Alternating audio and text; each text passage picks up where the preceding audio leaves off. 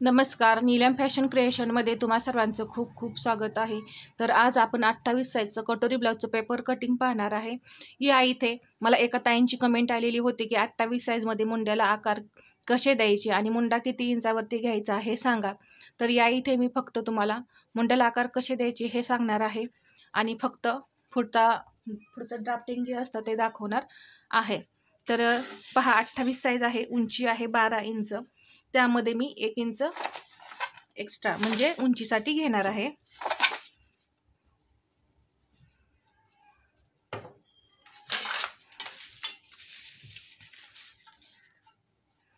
उंची प्लस आपल्याला 1 इंच घ्यायचं आहे। तर 13 इंचावरती मी मार्किंग करून घेतलेलं आहे। तर अगदी सविस्तर असं मी तुम्हाला सांगणार आहे। आणि ही साईज जी आहे ती सर्वात लहान आहे, पहा।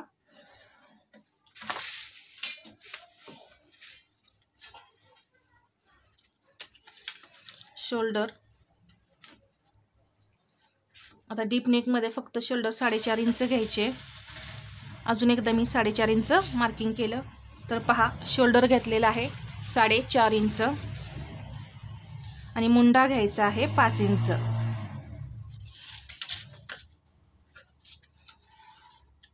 तर 28 साईज मध्ये तुम्हाला मुंडा आहे तो फक्त 5 इंच ठेवायचा आहे। 28 चा चौथा भाग येतो 7, 7 चौक 28 आणि पुढे हे 1.5 इंच शिलाई मार्जिन। आता हे किती आलेलं आहे पाहायचं, 8.5। तर इथे सुद्धा मी तेवढंच मार्किंग करून घेणार आहे। तुम्ही या इथे कमरेचा चौथा भाग करायचा आहे आणि प्लस त्यामध्ये 1 इंच टक्ससाठी मिक्स करा। मला या इथे फक्त मुंड्याचे आकार तुम्हाला दाखवायचे आहेत। आता या इथे गळ्याची रुंदी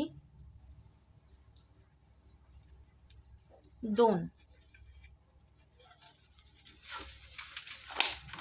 पुढचा गळा 5.5, इथे 2.5 इंच आणि इथे बॉक्स करूया आपण आणि गळ्याला आकार देऊन घेऊया।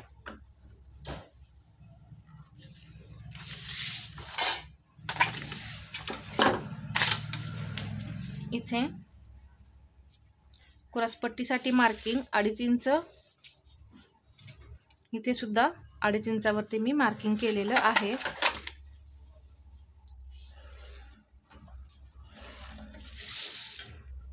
आता क्रॉसपट्टीला आकार देण्यासाठी आपण इथे 1.5 इंच घेऊया।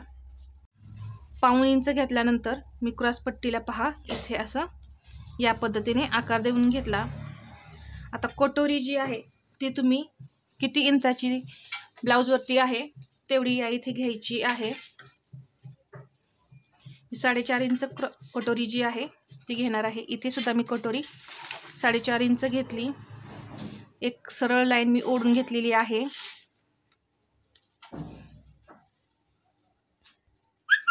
इथं गळ्याजवळ 1 इंच वरती घ्यायचं आहे।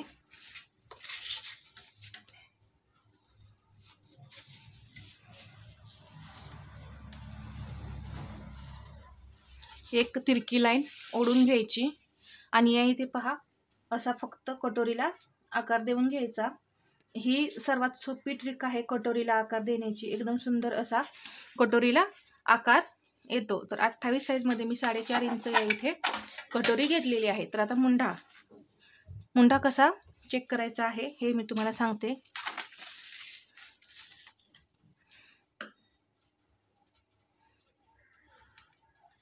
1.25 इंचावरती पाठीमागील मुंड्याला आकार देऊन घ्यायचा आहे आणि पुढील मुंड्याला पाऊन। तर हे दोन्ही पॉइंट मी दिले। इथून हा जो काही आपण मुंड्याची उंची घेतलेली आहे, मुंडा घेतलेला आहे, याचा असा मध्य करून घ्यायचा। इथे मी 1.5 इंच आतमध्ये आले आणि इथे 1/2 इंच डाऊन केलं। इथे 1/2 इंच डाऊन करायला विसरायचं नाही, त्यामुळे काय होतं मुंड्यामध्ये कुठेही घोळ येत नाही। आता आकार कसा द्यायचा, एक 1/2 ते 1.5 इंच पहा स्ट्रेट यायचं आणि या पद्धतीने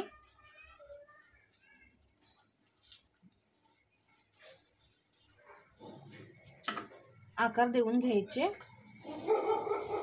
आहेत. तर पहा, हा झाला पाठीमागचा आकार. आता पुढचा आकार कसा द्यायचा, इथे फक्त पाव इंच आतमध्ये यायचं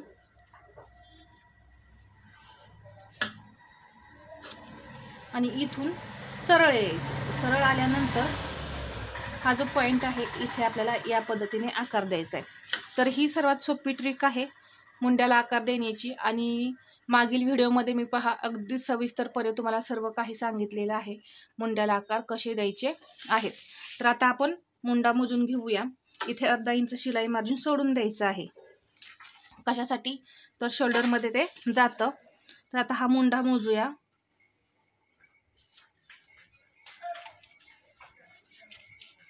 पावणे 7 इंच या इथे मुंडा घेर आलेला आहे. जर तुमच्या ब्लाऊजवरती पावणे 7 इंच जर मुंडा घेर असेल तर तुम्ही हा जो आपण 5 इंच मुंडा घेतलेला आहे तो हा आहे असाच ठेवायचा. जर तुमचा या इथे मुंडा 7 इंच 7.5 इंच असेल तर तुम्ही मात्र इथे मुंड्याची उंची जी आहे ती वाढवायची आहे आणि परत आहे असे आकार द्यायचे आहेत. आणि यापेक्षा कमी असेल म्हणजे 6.5 7 असेल तर तुम्ही इथे मुंड्याची उंची जी आहे ती कमी करा आणि परत मुंड्याला आकार द्या. याने काय होईल, कुठेही तुमचा ब्लाऊज जो आहे तो लूज होणार नाही किंवा टाईट होणार नाही मुंड्यामध्ये. आणि शोल्डर उतरण्याचे सुद्धा चान्सेस याने कमी येतात आणि पहा टाईटसुद्धा होत नाही. तर या पद्धतीने मी 28 साईजमध्ये मुंड्याला कसे आकार द्यायचे हे सविस्तरपणे सांगितलेलं आहे. तर हा व्हिडिओ आवडला असेल तर लाईक करा, शेअर करा आणि आपल्या चॅनलवरती नवीन असाल तर सबस्क्राईब करायला विसरू नका. धन्यवाद.